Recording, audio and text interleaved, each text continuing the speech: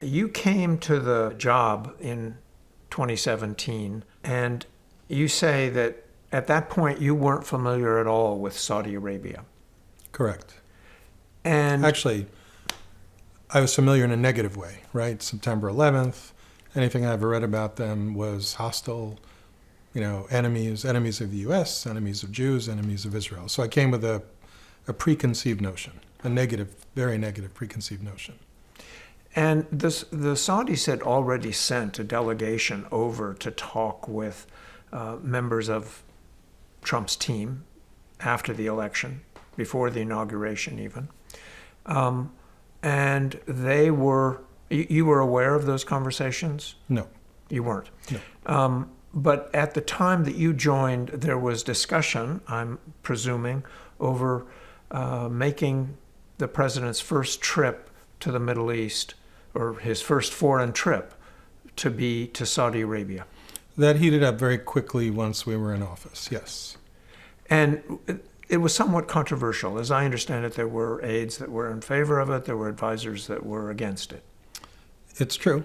It was controversial to some, but Jared, who led the team, was very much in favor of it. I think President Trump was in favor of it, and it made a lot of sense to us because if we were going in there trying to create stability in the Middle East, which included Israeli-Palestinian matters, but the broader region, Saudi Arabia is, arguably the most important player there. Some would say one of the most important players there. So it made a lot of sense to us. Give me a little bit more of a sense of the pros and cons of that. I mean, the debate that was going on inside the administration over that trip. Well, the pros are we can't pretend they're not important. We need a strong, good relationship with Saudi Arabia. They're going to be essential to any kind of peace process with the Palestinians. We need oil. We need money. We need them to buy our defense. There are so many reasons why we need a strong relationship. And historically, we had a very strong relationship with the kingdom. But there were others who felt that they were bad guys. I wouldn't say, for example, they said what President Biden said when he was campaigning, that he was going to make Saudi Arabia or MBS, I forget the exact quote, the pariah that they are. Nobody said anything like that, but they just felt it was not the right move. And we felt you can't put the pieces in order in the Middle East without actually visiting the entire Middle East. And Saudi Arabia is part and parcel, if not the center of all of that. And at that moment, what Jared's role and his adopted agenda was what exactly? So he wore many hats, but among the hats he wore, and the one that I worked on, was deepening and strengthening the U.S.-Israel relationship, which President Trump had felt suffered under the Obama years. Deepening the U.S. Gulf relationship, which we all felt, in particular Jared and the President, was crucial to national security and other issues for the U.S. Trying to resolve that ever-elusive Israeli-Palestinian conflict. And then there were whispers, even before we came into office, about whether or not Israel can make peace with its Arab neighbors, perhaps even if the Israeli-Palestinian conflict was not resolved. But that really didn't gain traction until much later in our time there. You said that initially you didn't set out to create the Abraham Accord agreement, that came out of an effort to get the Palestinians and the Israelis to come to terms. Explain. So our immediate task was to try to solve the Israeli-Palestinian conflict, which by definition to us didn't just include an agreement with the Israelis and the Palestinians, but as many of the Arab countries as possible. It wouldn't make sense for an agreement between the Israelis and the Palestinians to be signed and then find out the Israelis were still an enemy of countries throughout the Middle East. We knew we couldn't get everybody, but our goal would be to get as many as possible. But there was no jumping over the Palestinian issue. The first time I heard something called the inside-out approach was from a journalist who said to me pretty early in my time in 2017, Jason, I'm told that you guys are going to make peace between Israel and the Arab countries, in particular the Gulf, and then you're going to tell the Palestinians, hey, the train is leaving the station. That's a phrase that a lot of people used, or the train has left the station, and they're going to be forced to run up and catch it and jump in. That wasn't our approach at all. In fact, I was a little bit offended by the approach because we spent an enormous amount of time trying to understand the Israeli-Palestinian conflict, what people had done before, what mistakes were made, is it even possible, what the issues were, and we were not interested in that at all. Later, after the end of 2017, when President Trump announced or recognized Jerusalem as the capital, which is something that's U.S. law, he committed to do it, as did prior presidents who reneged on the promise. The Palestinians walked away from us. And they told us, by the way, that they were going to do that before the actual announcement. We sat down with them. We told them what was coming. They essentially said, I mean, this is not an exact quote, but their Saab Erekat, their late chief negotiator, told me, hey, Jason, if you do that, or President Trump does that, just pack your bags and go home. You're going to go home with as a total failure. And I told him he's missing a tremendous opportunity, that the president had put 3 people in charge of the file that he trusted, Jared, myself, and David Friedman, who was our ambassador to Israel, that we had his ear, we had his attention. He was deeply interested in solving the problem. We couldn't make any promises. We felt that the Jerusalem announcement and the embassy announcement were very different. We understand the Palestinian position, but we follow U.S. law. We don't follow Palestinian aspirations and positions. And they said they'd never come back, and they didn't. We didn't think that would happen, by the way. We thought that at some point they would come back, but they didn't. A lot of people came into my office and said that they were there on behalf of President Abbas, the PA. I never knew if they were or they weren't. I talked to all of them, but to this day, I don't know if President Abbas truly was sending messengers to try to get us to give him something, to the expression they always use. It must be a famous diplomatic expression. Give him a ladder to let him climb down the tree. And I said, it's not our job to construct ladders. It's our job to try to make peace, and he should want to try to make peace. Mahmoud Abbas, the head of the PLO. Correct. The trip to Saudi Arabia, you're on it, right? Can you give me some sense of the conversations you had with Jared about what you were hoping to achieve? Well, the first is to develop a real relationship, a rapport between the president and the leadership in Saudi, a rapport for all the things President Trump had on his laundry list, which he repeated in the current term, meaning he had a list of asks in terms of what they could do for the United States. I don't recall, and I would doubt if normalization with Israel came up. In fact, I'm 99% sure it wouldn't have come up. And the reason I say that is I remember part of my job was reading any public announcements, speeches, etc., that would go out relating to the region. And I remember getting the speech that he was going to make in Saudi Arabia in front of all the Arab and Muslim leaders who attended, and it mentioned Israel at least several times in a very positive way. And I remember thinking, like, this is great. Nobody is out there in the White House saying, we can't talk about Israel publicly. So he said good things about Israel, but I don't think he went so far as to talk about what later became the Abraham Accords. I think it was probably more general than that. And the Abraham Accords was created later, in fact. Yeah, I think we built the framework alongside the goal of Israeli-Palestinian peace, meaning everyone was curious what was Israeli-Palestinian peace, and while we talked about all the normal issues that people were curious about, Jerusalem, what they call refugees, which I think is an incorrect term, what some call the West Bank, and I would call Judea and Samaria. I mean, you name the issue. There's tons of them. Everybody knows them over the years. But we also said this means normalization. This means Israel being part of the security architecture there. This means trade between Israel and these countries. This means tourism. This means diplomatic relationships, et cetera, et cetera. So it came as no surprise, but the actual Abraham Accords and the idea of breaking them apart came after the Palestinians never came back to the table. So some people say we sidestepped the Palestinians. I would say the Palestinians sidestepped themselves. In the speech that he made, the very important speech near the end of the trip, you say you reviewed it. In that speech, he made a pledge that we are not going to impose our way of life on you. Some have looked at that, human rights activists especially, and said that gave a green light to the Crown Prince to crack down on internal dissent. You have a comment on that? I do. What I've witnessed about Saudi, and remember, I'm a guy who came in with a very harsh negative attitude because of everything I read and learned growing up. What I witnessed from 2017 through and including today, is a remarkable shift in how Saudi Arabia and the region writ large has changed. MBS in particular, he may be controversial to some, but what he's done in the kingdom with respect to women, with respect to the economy, with respect to openness, with respect to welcoming. I mean, there are times I walk around with a kippah in Riyadh. I don't now, by the way, not because of Saudi, but because I'm sanctioned by the Iranian regime. So I don't want to call attention to myself. But I've only witnessed over the years continued significant progress. And I've also, over the years, become very friendly with many Saudis of all stripes, young, old, wealthy, royal, non-royal, business people, people on the street, people in diplomatic meetings. I can't think of a single person who isn't excited about the direction of the kingdom. Do they have complaints? A little bit. To some projects don't go forward. Like there's the normal thing you would see here, general chatter about, I wish he would do this differently or that differently, but on an overall basis, everyone's excited about the direction. And I think the human rights watchers are missing that story.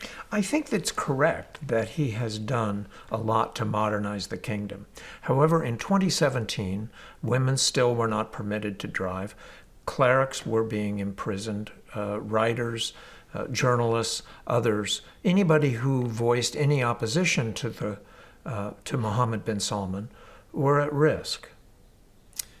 There are many countries in the world that don't operate like the United States, right? We're lucky we live in the United States. Freedom is paramount. Many countries don't have that, and I don't think they'll ever become the United States. I don't think many of those countries will become the United States, and frankly, I don't think they want to become the United States. I think they want to modernize as best as they can, respecting monarchies. That's what they are. It's their choice of government. Maybe it's not everybody's choice, but it's the government they've had. They want to respect culture, their religion, all these things. So to go back to your question about Trump's statement, that's his approach. His approach is, listen, we want to be safe together. We want to be prosperous together. And we want to make sure that within the confines of what's normal, you behave normally. But we're not going to come here and lecture you and tell you what to do.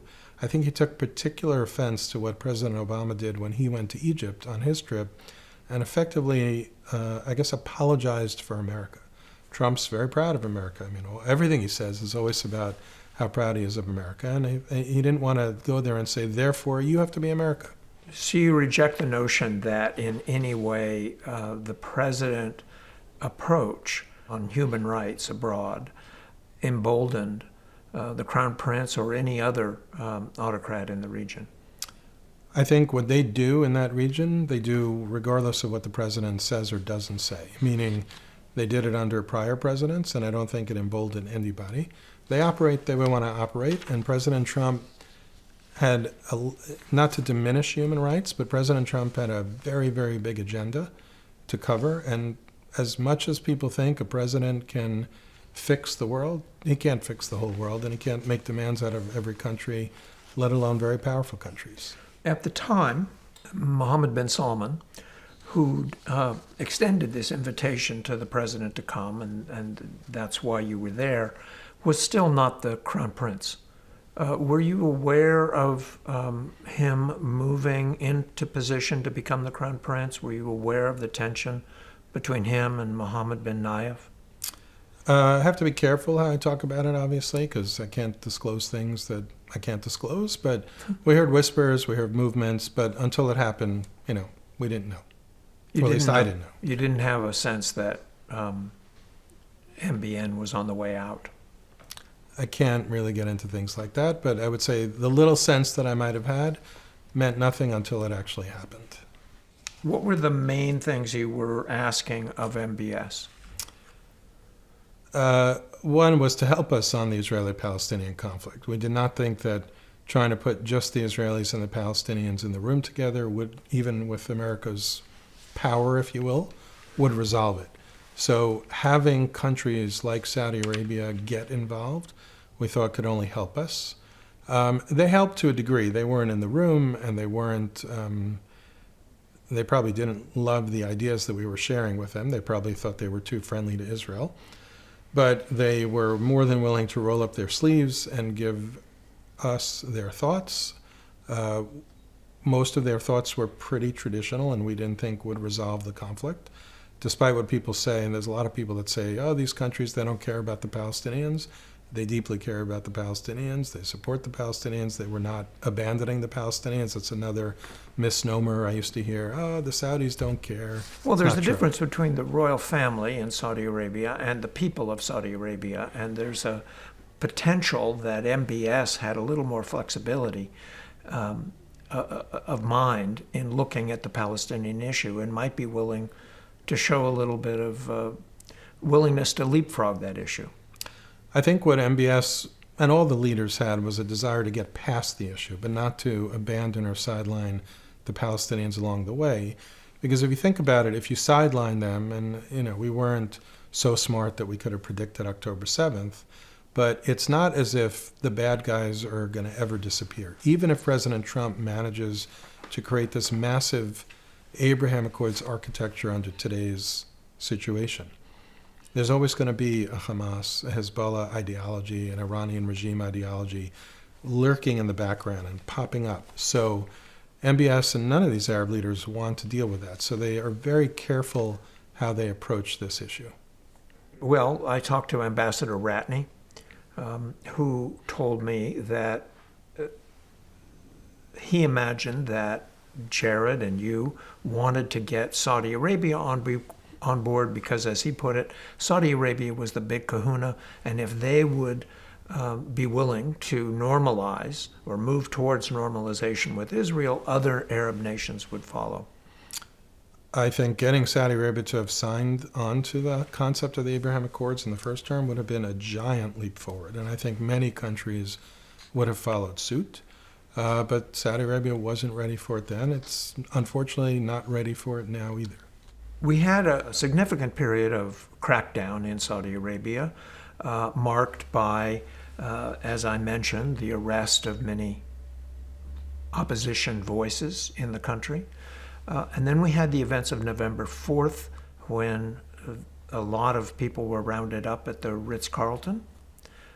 Just before that trip, Jared Kushner visited with MBS, a matter of days or maybe a week or two, I don't know, beforehand. Do you know anything about that trip and what was discussed? I was on that trip. Usual topics of conversation: peace, stability, oil, money, everything you would expect.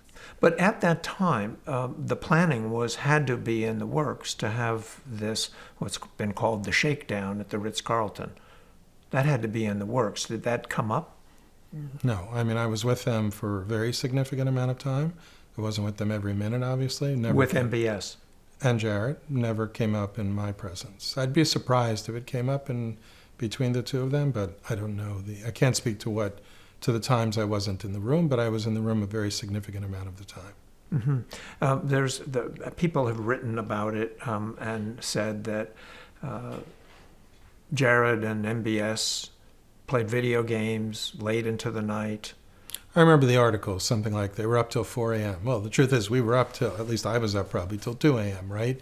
It's, you go there to multiple countries at once over the span of maybe 3 days. You work really hard. You have to stay up late into the night, even if you're an American, but Saudi Arab culture generally starts the day a little bit later, stays up really late. Until I left the room. Again, I can't speak about what happened after I left the room. We were talking, plenty of coffee going around. Maybe we were ties off, and maybe we were sitting in a majlis-style setting instead of at a conference table. In the desert, right? All over the place. They have some very beautiful places. But all business, pleasantries, relaxed atmosphere, but that's how you get business done. If you're going to sit at a conference room for 18 hours a day, maybe you get less business done. But you weren't playing video games. I didn't, and I didn't see anybody play video games. I did see some cool video games, but I didn't. And this goes to the issue of how close Kushner and MBS became. Can you talk a little bit about that? What brought them together? Yeah, I think one of the assets that people miss is when a president has not just a trusted advisor, but a family member who he trusts running a file like this. Being a family member matters to the region, not just the Arabs, by the way, Israel too. They all know that Jared, he didn't speak for the president, but he was as close as one can get to the president in terms of being able to connect with the president on issues that mattered. So it's not just a relationship with MBS that he cultivated. He cultivated a relationship with every leader in the region, some a little bit stronger than others. And by the way, this is not, before we get to Jared, I should really point this out. In diplomacy, every country in the world will use every lever that they can get to get their points across, whether at the White House, the State Department, any agency. They need to know that their concerns and needs are going to be addressed or heard or thought about. So they will try to find everybody, from the most junior staffer to the most senior staffer, to try to get the attention that they need.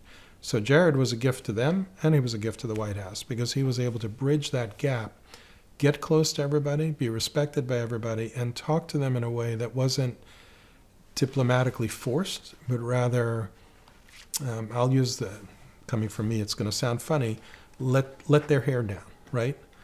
Just how do we shoot the breeze and figure out how do we get these problems resolved, versus sitting there very uptight with note cards talking about diplomatic points that mean nothing and say nothing. If you think about statements that, let's say, come out of the United Nations, right? They're highly stylized, highly scripted. A lot of them don't say a whole lot.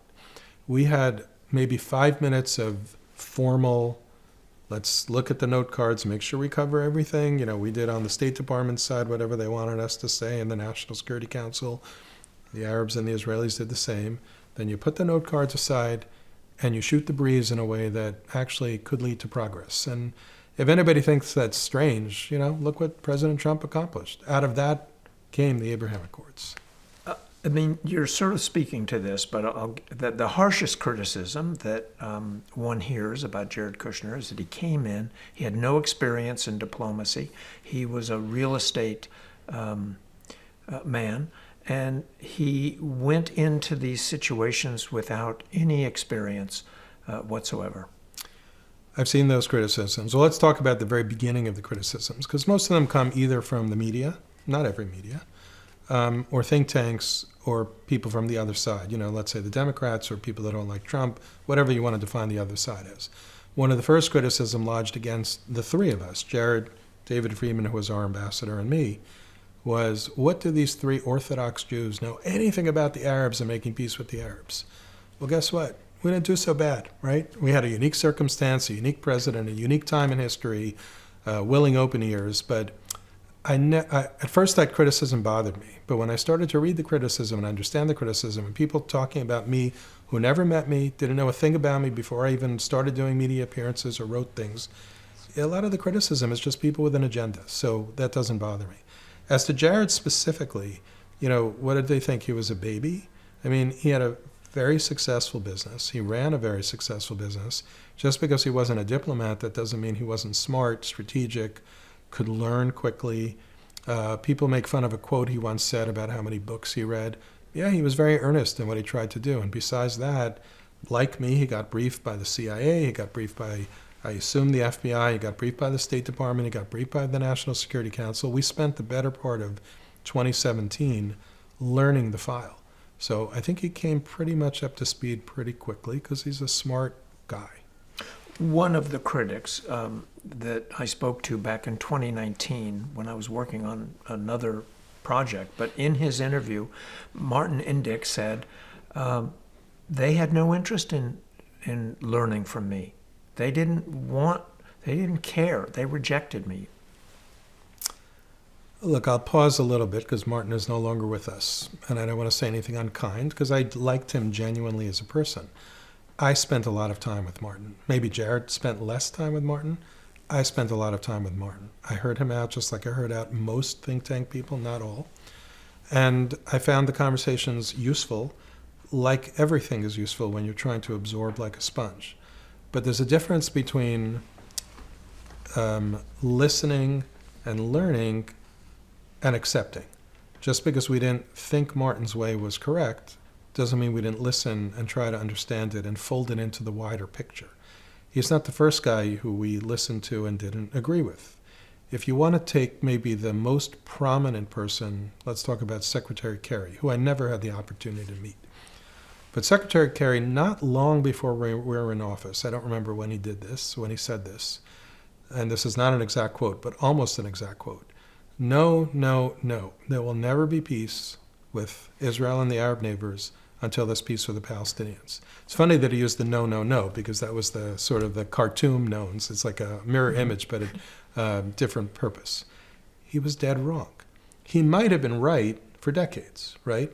But in the time and space, historically speaking, that we were in, even though he was saying it, he was dead wrong. So Martin and others who make comments like that, forgive me if I say they're not only inaccurate, but they're a little bit, I'm searching for the word, like they feel upset that we didn't take their advice and run with it. If we took their advice and ran with it, there would be no Abraham Accords. And that's not dismissive or disrespectful of Martin. Smart guy, good guy. He didn't agree with our approach. The murder of Jamal Khashoggi. The decision, were you part of the decision being made at the White House as to how to respond to that? No. You were still there. I was still there. I mean, this seems that, this supports the notion that somehow the Crown Prince had been seemingly free to do whatever he wanted, that he felt that he could get away with this. So I'll speak about myself, Yeah. how I see it. I can't speak about deliberations within the White House because I wasn't part of it. And I want to try to be very precise, though that happened many years ago, so hopefully my memory is correct. You had a gruesome, grisly murder. Terrible. You had a 2018, I believe, leaked CIA assessment initially. So a leaked report right away is suspect. It's if it was unauthorized, which, as I recall, it was unauthorized, it's actually a crime. And it was an assessment that said, I think the words were, highly confident this happened. So that's step number one. And by the way, I've seen CIA assessments that were wrong many times. So it's an assessment. We know about the war in Iraq. Right. Then you had 2020 or 2021, a declassified report, I forget which agency put it out, that had a different conclusion. That I think the CIA one from 2018 that was leaked said he ordered it. I think the 20 or 21 report said he approved it, but also an assessment. And those assessments are written for policymakers. Are they right? Are they wrong? Here's my take on it. We have, at least in America, a concept of, beyond a reasonable doubt, right? So if you take the leaked report, which was an assessment, the declassified report, which was an assessment that differs from the original report, and you have MBS who said he didn't do it. I'm not a judge, I'm not a jury. I don't know what happened, but I also can't condemn somebody based on that kind of evidence. We would never condemn somebody based on that kind of evidence. Well, the circumstantial evidence was quite strong. But we never convict on murder based on circumstantial evidence. Like, how could I hold him to a lesser standard than we uphold ourselves to? I just don't know what happened. I can't comment one way or the other. What did it do to your efforts to draw Saudi Arabia closer to Israel? Did it have any impact? I don't think so. Terrible thing though it was, we still have to do business, right? Did you talk with the Crown Prince afterwards? We met him many times afterwards. Things were still going on. Until I left the White House at the end of 2019, we had plenty of conversations. Did you ask him directly about the murder? Not my role to do that. I want to get to October 7th. You say you weren't smart enough to predict October 7th. Few people were. But there is the idea that the Abraham Accords were not giving, well, let me ask it this way. What was in the Abraham Accords for the Palestinians? Specifically nothing, but if they had actually put their hand up and said, hey, we can be the glue here. We know Israel, we know the Arabs, we speak Hebrew, some of us, we speak Arabic. We could be great partners here for everybody. That would have been a huge benefit to them. every which way we ever dealt with the Palestinians, they were never interested, the leadership, not the people. Big, big difference, by the way. They were never interested in talking about real economic and social and benefit programs to actually help the people while the conflict is brewing. Meaning, if we weren't successful solving the political angle, we still wanted to help their lives, economically and otherwise. The leadership had no interest in that. So with the Abraham Accords, that was a fly in their ointment. They were not interested in joining the Abraham Accords in any shape or form, even if it could benefit the people economically, because it left behind the politics. Okay, that's their choice. I think it's a poor choice. But therefore, there was nothing in it for them because they chose to sit out. So you put it on them. You could not have done more to offer something to the Palestinians? They were out. They weren't interested in talking to us anymore. Would we have offered them some of their asks? For example, if I go back to the people who visited me at the White House after we were cut off, the people who purported to come on behalf of Abbas, why can't you make an announcement that East Jerusalem will be the capital of Israel, and then we'll come back to the table? Like, why would we give you something that's supposed to be a negotiated point? Just to get you back at the table, so maybe we can make a deal? That doesn't make any sense.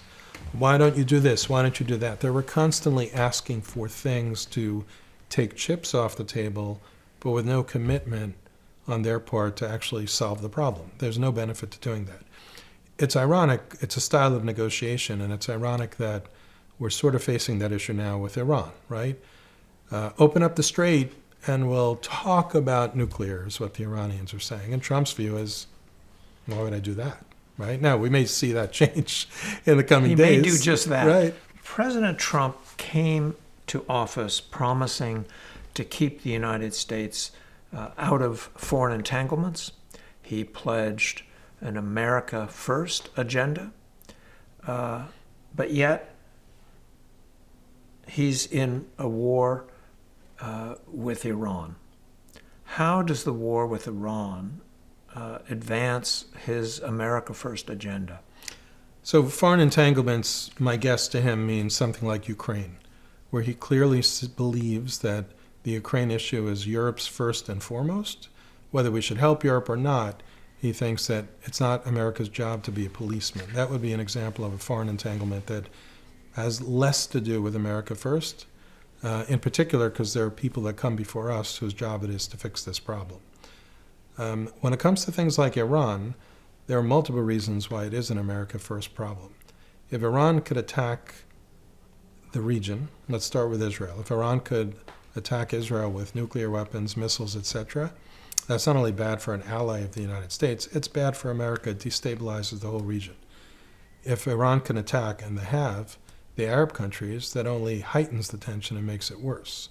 So we're seeing a problem that Iran is. People might want to blame him for lighting the match, except the problem is the fuel was there. Sorry to use that pun, I guess, right?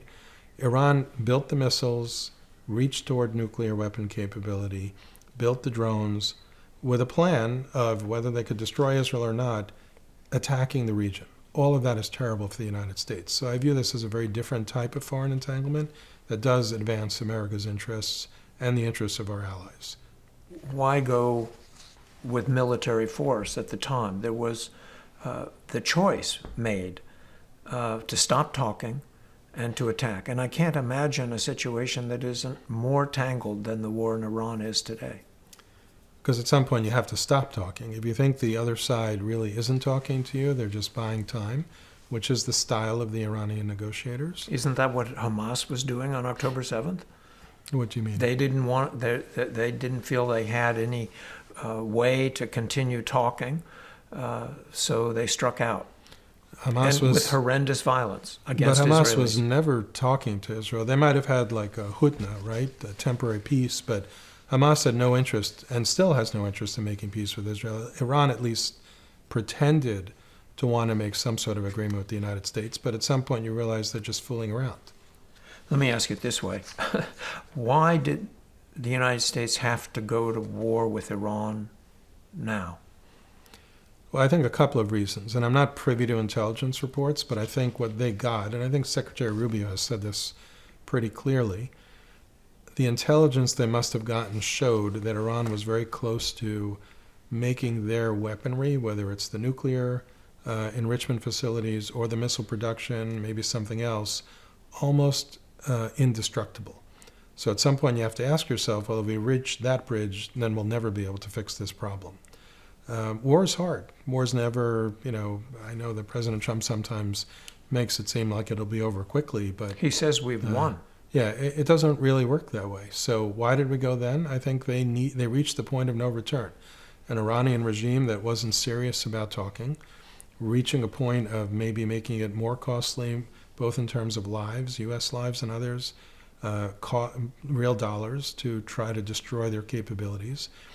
And we may never get beyond that. All the best we may be able to do, which is what Israel has done with Hamas and Hezbollah, is just kick them back a bunch of yards. I don't know that you'll ever be able to completely cause them to surrender. I hope so. Iran's a little bit different. It's actually a state as opposed to Hezbollah and Hamas. But sometimes with ideology like that, you can't necessarily hope to uproot it. Or you hope you can, but you can't necessarily do it. I have 1,000 questions, and we could go on talking about this very thing. Sounds like going all the way back to second documentary. Yeah, all the way back to 1979, and some meddling that we and the British did then that have led to the animosity that there exists today and the chanting "Death to America." But haven't we just ensured more generations of hostility? I don't buy the argument. I know they make it with respect to Palestinians and Israelis. If I need to protect my family, or the president needs to protect our country, or any leader needs to protect their country, you don't cower in fear and say, well, if I strike back or if I attack them, I'm going to create more people who want to attack me. The reality is they want to attack us. They want to wipe Israel off the map. They want to take over the Gulf. They want to attack America. They were building missiles that reportedly could reach London. So do you just say, okay, that's life, I'll take it and hope for the best? No, I think I'd rather protect my family, even if I make some enemies along the way. I want to jump to this question of monetizing the presidency. In the second term, the Trump Organization, which you once headed, has profited enormously from licensing deals, from real estate deals in Saudi Arabia and other Gulf countries. The organization run by Trump's two sons, owned by Trump, as I understand it, correct? I don't know the legality. I think he put everything into a trust, so I don't know who owns it. It's not a blind trust. He sees what his sons are doing. In any case, there is a lot of criticism of Trump for profiting off of his position as president. So in the first term, they actually forswore all international deals, and yet they raked them through the coals. I think this time, and I think Eric Trump was probably the one who said this, if we gave up billions of dollars and still got raked through the coals, and it's legal for me to do this, why shouldn't I do it? I think that's a reasonable position, right? If there's a law that they're breaking, then they should uphold the law and they should be punished if they break the law. But if they're not breaking the law, why should they be rewarded with making less money just because President Trump is the president and there happen to be his sons? I mean, this was a hugely successful business for decades, right? I was there 20 years. I started, things were a little bit slower, and he shot up like a rocket over 20 years. Why should they walk away from all that just because their father decided to serve the country? He walked away from a lot. And in the interim period between the first term and the second term, there were lawsuits that most of them, I think, got dismissed. There were judgments. Most of them got overturned. He could have had serious financial problems. Why? He would argue, and I don't think it's unfair to say, that things were weaponized against him, and they went after him because they hated him. In the end, it seems that the law prevailed, and most, if not all, the cases had to be pushed aside. So are we saying that forever anybody whose dad or mom or sister or brother is a president, they can't do business? Or Trump himself.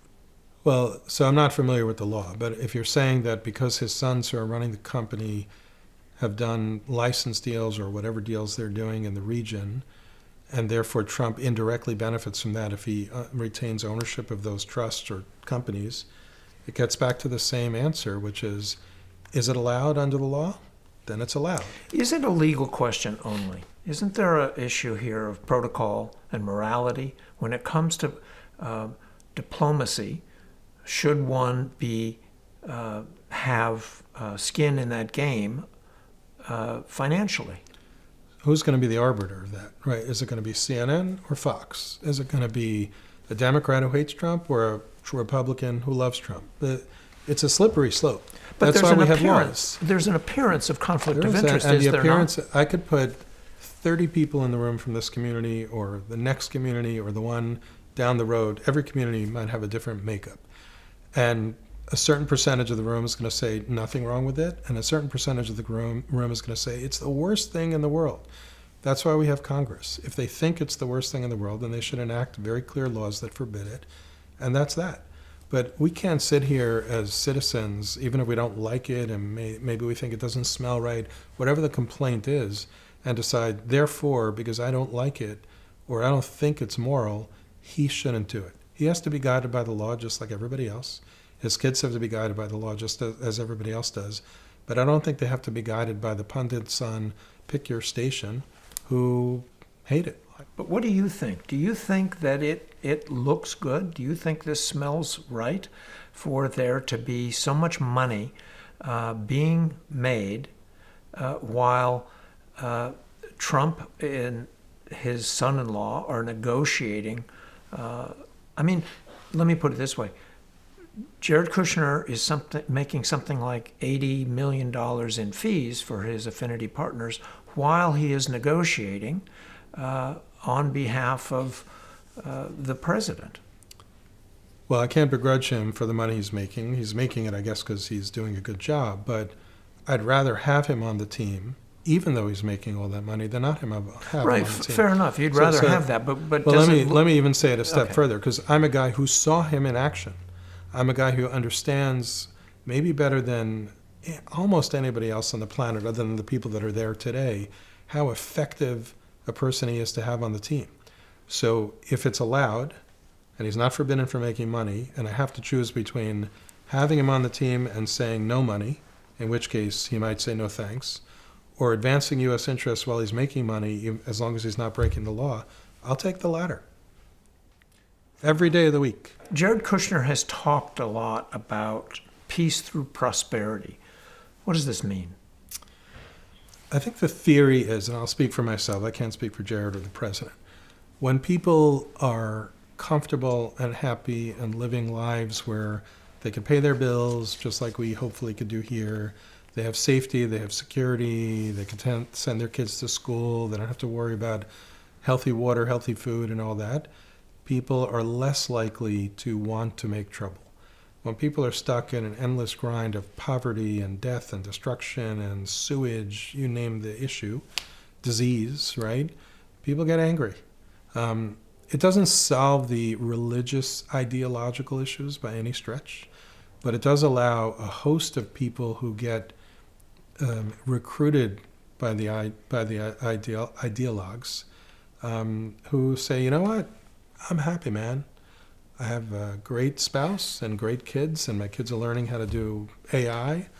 I don't believe in that. I might be a religious man, but I'm good. Leave me alone. So I think that's the general thought. It doesn't solve everything, but it certainly helps take a lot of bad pieces off the table. What does the Iran war do to the Abraham Accords? Well, if the president has his wish, it might actually expand the Abraham Accords. I mean, I think it's typical Trump to seize the moment and try to take advantage of the opportunity and make the demand, mandatorily, I think was his word, for most of the countries to join.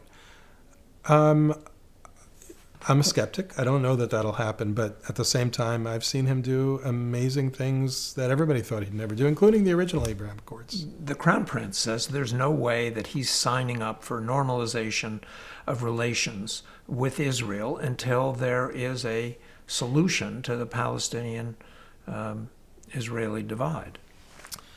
I don't know if that was his answer to the president's recent demand about the Abraham Accords. And I think the words he has said and the words that are coming directly out of the Saudi government are something that changes ever so slightly depending on who's saying it, but an irreversible path to Palestinian statehood, which is actually a bit of a tighter box than a solution to the Israeli-Palestinian conflict, which is the language I actually prefer. Fair enough. Well, it doesn't come all to... I mean, there is this issue of